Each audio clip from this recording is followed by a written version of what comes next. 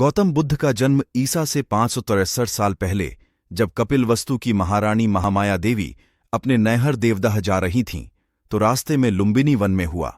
यह स्थान नेपाल के तराई क्षेत्र में कपिलवस्तु और देवदाह के बीच नौतनवा स्टेशन से 8 मील दूर पश्चिम में रुक्मिनदेई नामक स्थान है, वहां आता है, जहां एक लुम्बिनी नाम का वन था।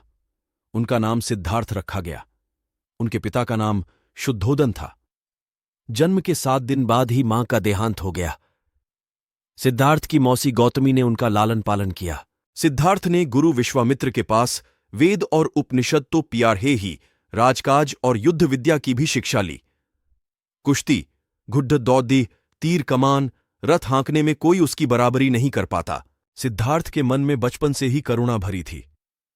उनसे किसी भी प्राणी का दुख नहीं देखा जाता था।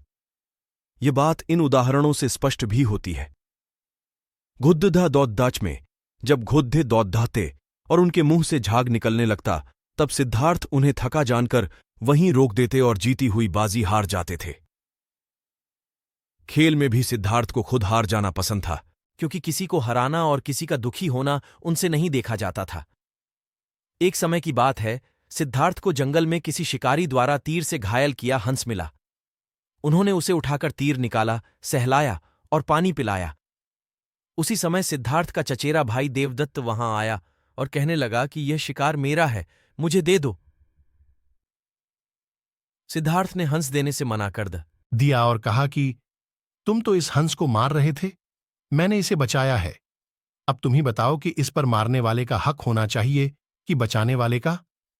देवदत्त ने सिद्धार्थ के पिता राजा शुद्धोदन से इस बात की शिकायत की।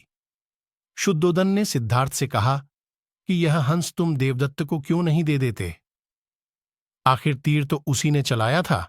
इस पर सिद्धार्थ ने कहा, पिताजी, यह तो बताइए कि आकाश में उड़ने वाले इस बेकसूर हंस पर तीर चलाने का उसे क्या अधिकार था? हंस ने देवदत्त का क्या बिगाड़ा था? फिर उसने तीर क्यों चलाया? क्यों इसे घायल किया?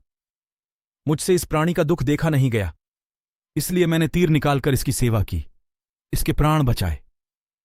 हक तो इस पर मेरा ही होना चाहिए। राजा शुद्धोदन को सिद्धार्थ की बात जंच गई।